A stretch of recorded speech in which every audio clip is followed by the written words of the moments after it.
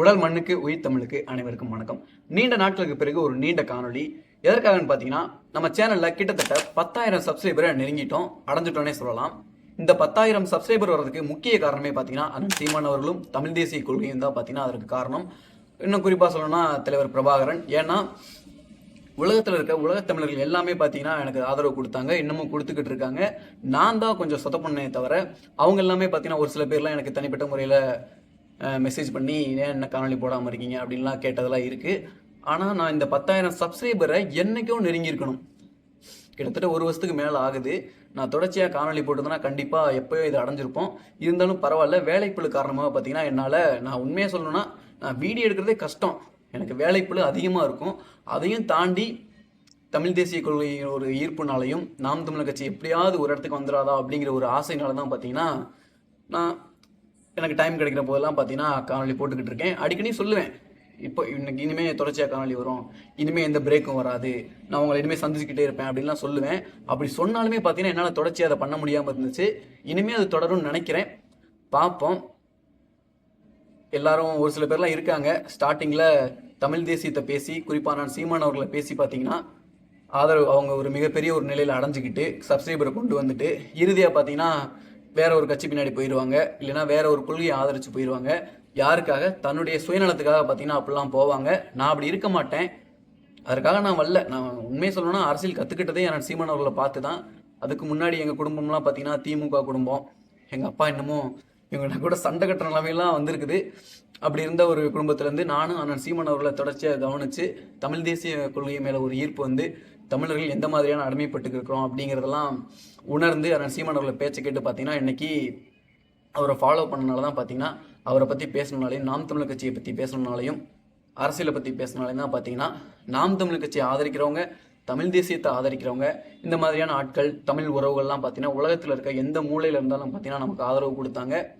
ஒன்றே ஒன்று சொல்லிக்கிறேன், என்றைக்குமே பார்த்தீங்கன்னா இந்த தமிழ் தேசிய கொள்கையிலிருந்தோ இல்லை அண்ணன் சீமான் அவர்களோட இருந்தோ என்றைக்குமே நம்ம பிரிய போகிறது கிடையாது. அண்ணன் சீமான் அவர்கள் மீது எனக்கு பல கருத்து முரண்கள் இருக்குது. குறிப்பாக சொல்லணும்னா இந்த விஜில் அமைப்பில் பற்றி போய் பேசினாங்கல்ல, அதில் கூட பிராமண கடப்பாறை அப்படிங்கிற வார்த்தையை பயன்படுத்தியிருந்தாங்க. அதெல்லாம் பார்த்தீங்கன்னா எனக்கு உண்மையாகவே சுத்தமாகவே பிடிக்கல. ஆனால் அதுக்காக விட்டு கொடுக்க முடியாது, புரியுதுங்களா? நமக்குன்னு இருக்கிற ஒரே ஒரு ஆயுதம் அண்ணன் சீமான் அவர்கள் மட்டும்தான்.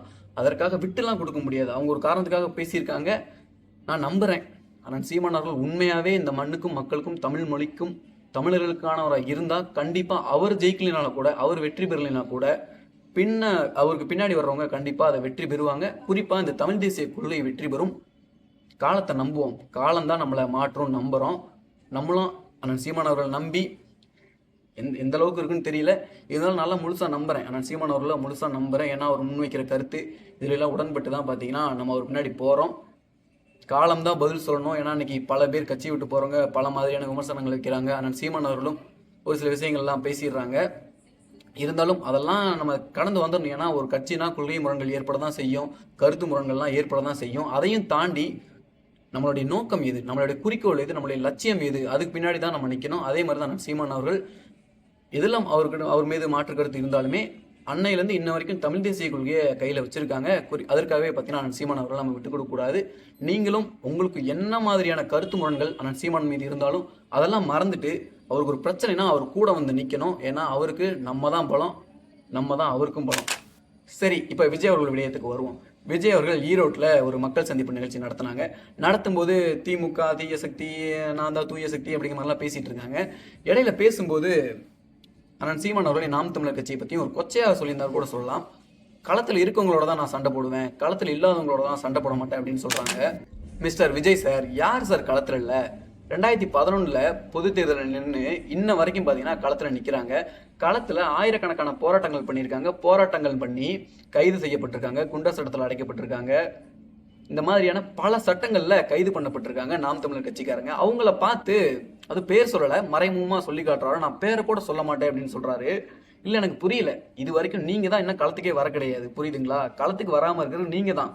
ஏன்னா நீங்கள் ஒரு தேர்தலை கூட சந்திச்சது கிடையாது உங்கள் கட்சி தொடங்குறதுலேருந்து. அப்படி இருக்கும்போது களத்துக்கே நாங்கள் வராத கட்சியெல்லாம் களத்திலேயே இல்லாத கட்சி நீங்கள் எப்படி சொல்லலாம்? களத்திலேயே இல்லைன்னு நீங்கள் சொல்கிறீங்க பார்த்தீங்களா, அந்த கட்சி தான் பார்த்தீங்கன்னா 36 லட்சம் வாக்கு வாங்கியிருக்காங்க. புரியுதுங்களா? உங்களை மாதிரி ரசிகர்களை சந்திச்சு அண்ணன் சீமான் அவர்கள் கட்சி ஆரம்பிக்க கிடையாது. அவங்க ஒரு கொள்கை கோட்பாடு வச்சாங்க. ஈழத்தில் எந்த மாதிரியான துரோகங்கள்லாம் நடந்தது, அதற்கு பின்னாடி அந்த கொள்கையை வச்சாங்க, அதனுடைய எப்படி நம்ம ஏமாற்றப்பட்டோம் அப்படிங்கிறதெல்லாம் முன் வச்சு அவங்க ஒரு கூட்டத்தை சேர்த்தாங்க. இன்னைக்கு அண்ணன் சீமான் அவர்கள் இருக்கவங்க பின்னாடி யாருமே பார்த்தீங்கன்னா அண்ணன் சீமான் அவர்களுடைய தனிப்பட்ட ஒரு இதுக்காக போய் நின்னவங்க கிடையாது. முக்கால்வாசி பேர் பார்த்தீங்கன்னா எல்லாருமே தமிழ் தேசிய கொள்கையில் ஈர்ப்பு ஏற்பட்டு தான் அவர் பின்னாடி நிற்கிறாங்க. உங்களுக்கு ஒன்று புரியலைன்னு நினைக்கிறேன். அடிக்கடி ஒன்று சொல்கிறீங்க, மக்களோடு தான் இருப்பேன், மக்கள் என் பின்னாடி தான் இருப்பாங்க. மக்களோட எங்கே சார் இருந்தீங்க நீங்கள்? கரூரில் 41 பேர் உயிரிழந்தப்ப எங்கே போயிருந்தீங்க? தலை தெறிக்க ஓடுனீங்களே ஏர்போர்ட்டில். நீங்கள் தயவுசெய்து இந்த வார்த்தையெல்லாம் பயன்படுத்தாதீங்க. எனக்கே சிரிப்பு வருது இதை சொல்லும் போதே. நான் மக்களோட தான் இருப்பேன், மக்கள் என் கூட தான் இருப்பாங்க. மக்கள் உங்கள் கூட தாங்க இருக்காங்க, நீங்கள் எங்கே சார் இருக்கீங்க? முதல்ல நீங்கள் களத்துக்கு வாங்க. ஒரு தேர்தலை களத்தில் சந்திங்க. இன்னும் 1% ஓட்டு கூட உங்களுக்கு இருக்கா அப்படின்னு தெரியல. ஏன்னா இன்னும் தேர்தல் நடத்தலை. வாக்கு நீங்கள் போட்டால் தான் உங்களுக்கு உங்களுடைய பர்சன்டேஜ் எவ்வளோ இருக்குன்னு தெரியும். அப்படி இருக்கும்போது தமிழ்நாட்டோட அங்கீகரிக்கப்பட்ட மாநில கட்சியாக இருக்குது நாம் தமிழ் கட்சி. அதை பார்த்து நீங்கள் காலத்திலே இல்லாத கட்சி அப்படின்னு சொல்கிறீங்க.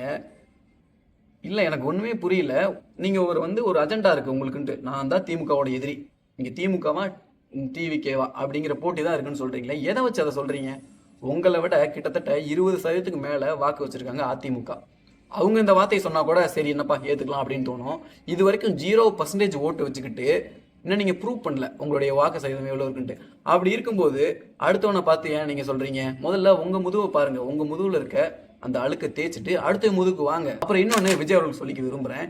நான் ஒன்று சொல்லிக்கிட்டு இருக்காருங்க, நான் படத்தெல்லாம் விட்டுட்டு வந்துட்டேன், சினிமா விட்டுட்டு வந்துட்டேன், 200 கோடி 300 கோடியெல்லாம் விட்டுட்டு வந்துட்டேன். எங்கே சார் விட்டுட்டு வந்தீங்க? உங்கள் படம் அடுத்து ரிலீஸே ஆகாதா?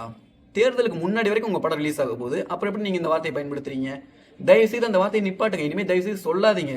நீங்கள் சொல்ல கூச்சப்படணும். உங்கள் வாய் இருக்குல்ல, அது கூச்சப்படணும். நான் சம்பளத்தை விட்டுட்டு வந்துட்டேன் அப்படின்னு சொல்கிறதுக்கு கூச்சப்படணும். எதுவுமே கூச்சப்படாமல் பேசிக்கிட்டு இருக்கீங்களே. ஏன்னா படம் வரப்போகுது இல்லை, அடுத்த ஜனநாயகன் ஜனவரி 8ஆம் தேதி. அந்த படம் ரிலீஸ் ஆகாமல் தான் சொல்லலாம். அந்த படம் ரிலீஸ் ஆனதுக்கப்புறம் இந்த வார்த்தையை சொல்லியிருந்தீங்கன்னா பரவாயில்ல. நீங்கள் சொல்லிக்கிட்டே இருக்கும் அந்த வேலையிலே பார்த்தீங்கன்னா இன்றைக்கி பாட்டெல்லாம் ரெடி விடுறீங்க, நேற்று முந்தானத்தெல்லாம் அப்டேட்டாக கொடுத்து தள்ளுறீங்களே விஜய் சார். அப்படி இருக்கும்போது நான் சினிமா விட்டுட்டு வந்துட்டேன், 200 கோடி 300 கோடி விட்டுட்டு வந்தேன் தயவுசெய்து சொல்லாதீங்க. சொல்லும்போது எனக்கே வெக்கமாக இருக்குது, காதெல்லாம் கூசுது. தயவுசெய்து முதல்ல உங்கள் முதுகில் இருக்க அழுக்க பாருங்கள். அதுக்கப்புறம் அடுத்த முதுகில் அழுக்கு இருக்கா, இல்லை பூ இருக்கா, இல்லை புண்ணாக்கு இருக்கான்னு பார்க்கலாம். மிஸ்டர் விஜய், நீங்கள் உண்மையாகவே ஒரு ஆண்மகனாக இருந்தால் நாம் தமிழர் கட்சிங்கிற பேரை பயன்படுத்தி பாருங்க. ஒரு முறையாவது பயன்படுத்தி பாருங்க. அதனுடைய எதிர்ப்பு இருக்கும். அவங்க எப்படிப்பட்ட கேள்விகள் கேட்பாங்க. ஏன்னா இன்னைக்கு நான் சாட்டை துரைமுருகன் அவர்களே உங்களால் சமாளிக்க முடியலையே, அப்படி எப்படி மொத்தம் கட்சிக்காரங்களை உங்களால் சமாளிக்க முடியாதுங்கிற ஒரு பயம் இருக்குது உங்களுக்கு. நீங்கள் நினைக்கலாம் அலட்சியம்லாம் கிடையாது, உங்களுக்கு ஒரு பயம் இருக்குது. நான் இன்னொன்று சொல்கிறேன் கேட்டுக்குங்களேன். நாம் தமிழர் கட்சி வரப்போகிற 2026 தேர்தலில் 2% வந்தாலும் அடுத்து அந்த கட்சி முன்னேறுங்க. ஏன்னா எந்த கட்சியாக இருந்தாலும் பின்னாடியே வரத்தான் செய்யும். ஆனால் நாம் தமிழர் கட்சி 2% வந்தாலும் அடுத்த தேர்தலையே அது அதிகம் வரும். ஏன்னு கேட்குறீங்களா? நாம் தமிழர் கட்சிங்கிறது காலத்தின் கட்டாயம். இந்த மாதிரி விஜய், கமல் போன்றவர்கள்லாம் பார்த்தீங்கன்னா அவங்களுக்கு ஒரு அஜெண்டா இருக்குது, திசை திருப்பணும் மக்களை. இன்னைக்கு விஜய் அவர்கள் வராமல் இருந்தாங்கன்னா கண்டிப்பாக நாம் தமிழர் கட்சி ஒரு மிகப்பெரிய ஒரு இடத்தை அடைஞ்சிருக்கும். தமிழ் தேசியம் முக்கியமாக ஒரு மிகப்பெரிய இடத்தை அடைஞ்சிருக்கும். திராவிடங்கிற கொள்கையை யாரும் பின்பற்றிருக்க மாட்டாங்க. குறிப்பாக இந்த திராவிடம் அப்படிங்கிற பேரில் பிற மொழியாளர்கள் பார்த்தீங்கன்னா தமிழர்களை அடிமைப்படுத்தி வச்சுருக்காங்க.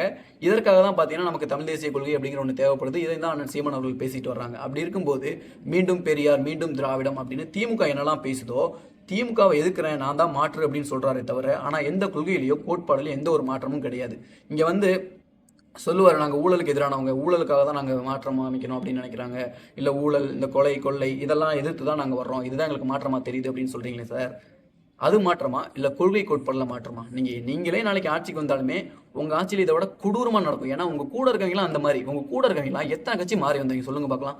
ஆதவர்ஜுனா, சிடி நிர்மல்குமார், இப்போ வந்திருக்காரு செங்கோட்டையன், பல பேர் சொல்லலாம். உங்கள் கட்சியில் இருக்க முக்கால்வாசி பேர் பார்த்தீங்கன்னா அடுத்த கட்சியிலேருந்து வந்தவங்க, திமுக அதிமுகலேருந்து. அப்படி இருந்துக்கிட்டு நான் உண்மையானவன் நேர்மையான தயவுசெய்து சொல்லாதீங்க.